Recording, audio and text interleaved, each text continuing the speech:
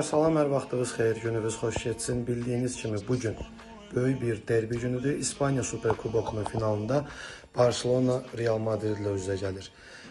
Bu oyun haqqında fikirlərimiz ondan ibarətdir ki, hazırda kağız üzərində favorit Barcelonadır. Nəyə görə? Çünki komandanın heyəti tam olaraq ideal formadadır. Zədəlilərimiz Gavi'dir, bir də Andres Christensen'dir.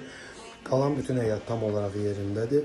Əlavə olaraq, belə deyək, son oyunlardakı ardıcıl qələbə performansı bunu deməyə əsas verir ki, Barcelona bu oyunda da müəyyən qədər də olmasa favoritdir, müəyyən qədər də favoritdir. Yəni 60-ın 40-a Barcelona'nın üstün olacağını düşünürəm.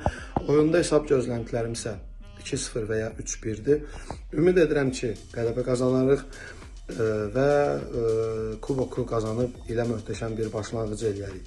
Sən də öz fikrini şərhlərdə yaz. Səncə hesab neçəncə olacaq, qalib kim olacaq? Forza Barça.